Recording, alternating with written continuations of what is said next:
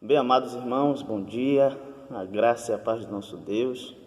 Como os irmãos já sabem, a gente está tendo esse tempo de reflexão, de meditação na palavra de Deus em Filipenses. E hoje nós iremos ter esse tempo juntos como igreja e um tempo de meditar na palavra do Senhor em Filipenses capítulo 3.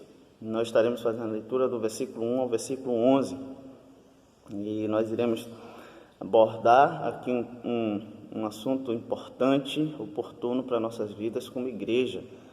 E esse tema vai nos trazer um alerta importante também para nós, ficarmos de olhos abertos, atento diante das situações que têm ocorrido, principalmente a respeito do coronavírus.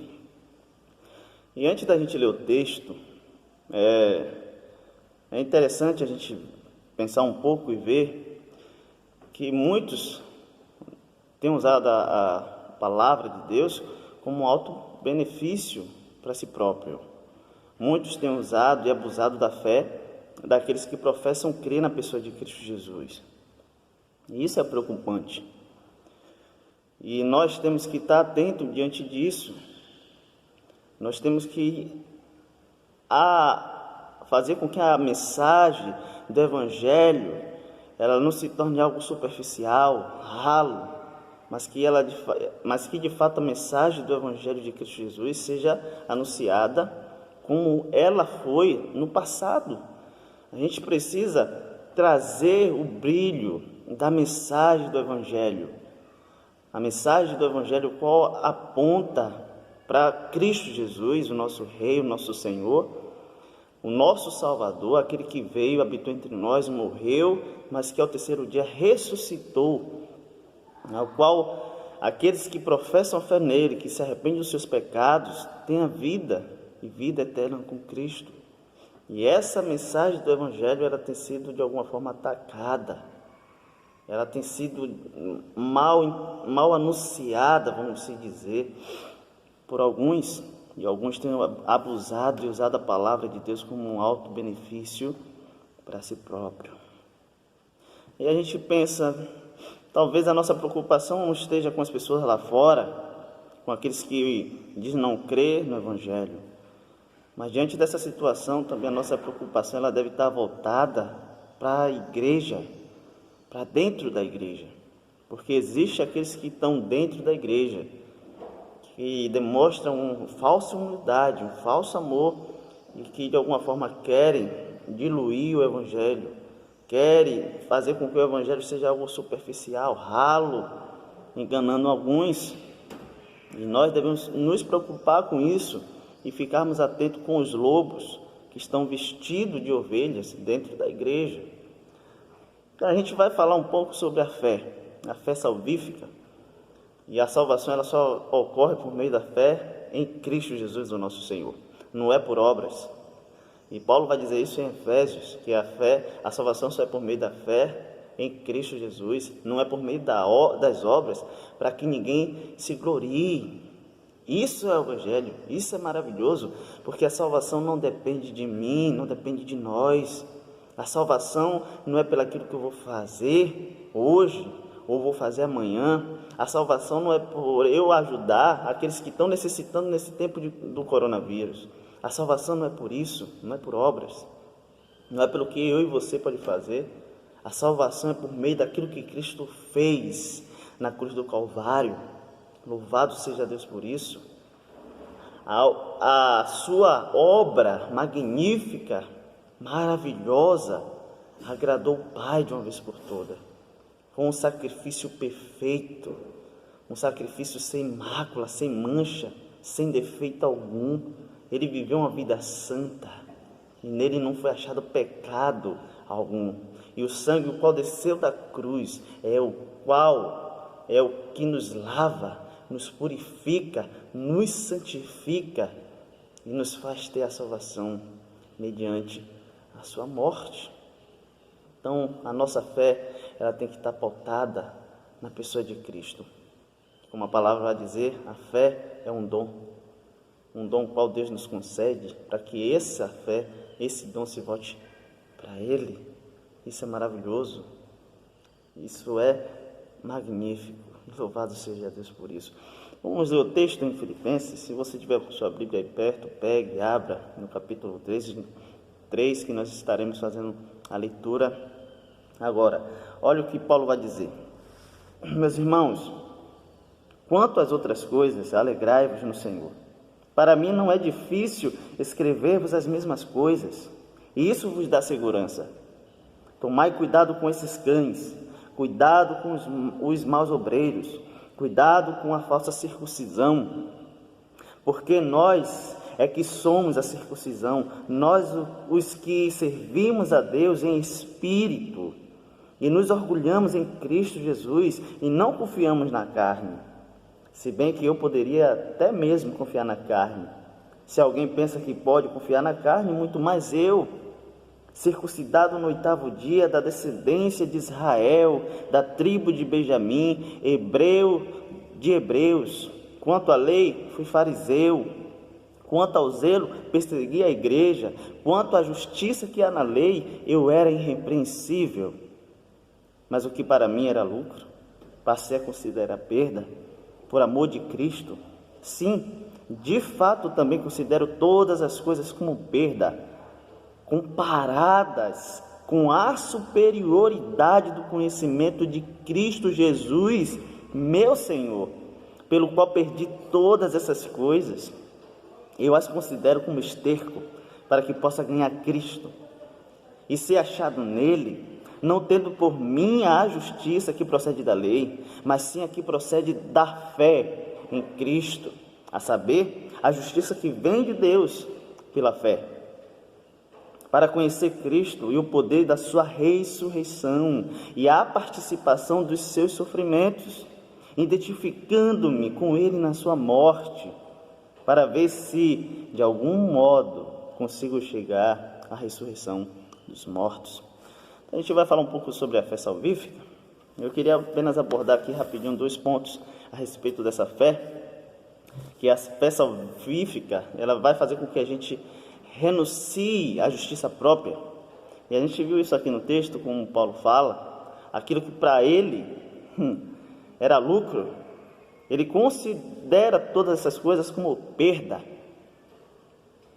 porque ele agora entende que aquilo que ele vivia de uma forma irrepreensível, hebreu dos hebreus, da tribo de Benjamim, a lei que ele era irrepreensível, para ele não tem mais sentido, porque não é isso que vai trazer a salvação para Paulo, e nem é isso que vai trazer a salvação para os irmãos, mas é a salvação. Agora ele entende que é por meio do sacrifício de Jesus Cristo, só há por meio dele, do nosso Senhor, a salvação. Então, a fé salvífica vai fazer com que a gente renuncie à justiça própria. E é interessante que ao longo do capítulo 3, o apóstolo exorta a igreja a se precaver contra os falsos ensinos que estavam tentando se infiltrar no meio da comunidade. E Paulo alerta a igreja para ter esse cuidado com os cães, com esses cães, cuidado com os maus obreiros, cuidado com a falsa circuncisão, ou seja, fique atento a essas coisas, abra os olhos diante dessa situação. Ou seja, existem aqueles que estão dentro, que querem de alguma forma diluir o evangelho de Cristo, e Paulo ele deixa esse alerta para a igreja, e ele vai falar a respeito da forma como ele vivia. E Paulo ele tem essa convicção. Pela forma que ele vivia, ele podia garantir a salvação, mas ele agora entende que a salvação não depende do que ele poderia fazer ou aquilo que ele já fazia, mas agora a fé ela exclusivamente depende de Cristo Jesus. Então a fé salvífica ela vai produzir em nós a renúncia da justiça própria.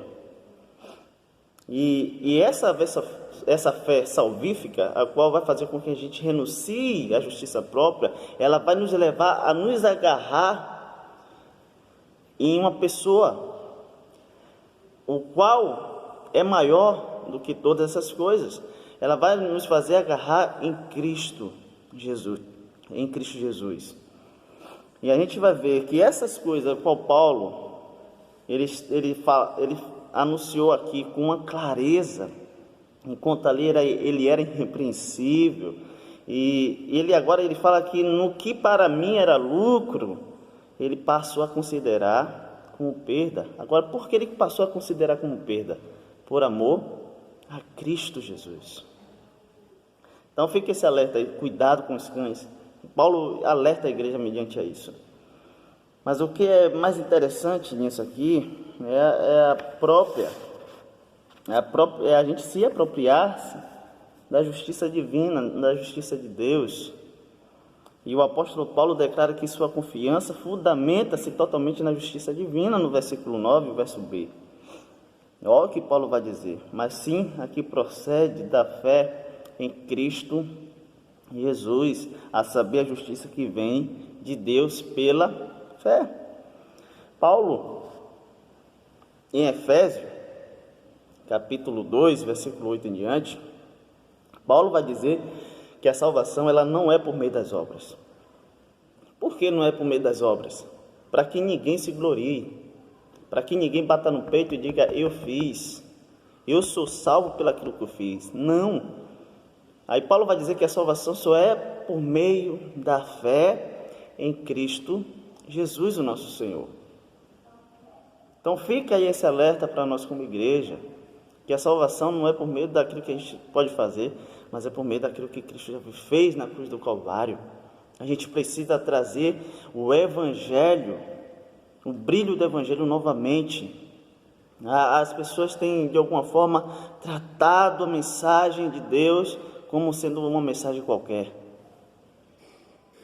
A mensagem do Evangelho não é um convite para um amigo, para sair, para dar um rolê. A mensagem do Evangelho é um convite para a vida eterna. As pessoas que estão fora de Cristo, elas só têm um caminho, e a gente sabe muito bem qual é o inferno. Porque a palavra vai dizer que aquele que está em Cristo tem vida e vida eterna. O Evangelho é Cristo. Ele vai dizer que Ele é o caminho, a verdade e a vida. Ele e o Pai é um só. Ele veio para trazer, resgatar aqueles que estavam perdidos. E meus irmãos, o Evangelho anunciado não vai fazer com que as pessoas olhem para a gente com um sorriso no rosto: nossa, eu sou miserável, eu estou perdido. Não vai fazer.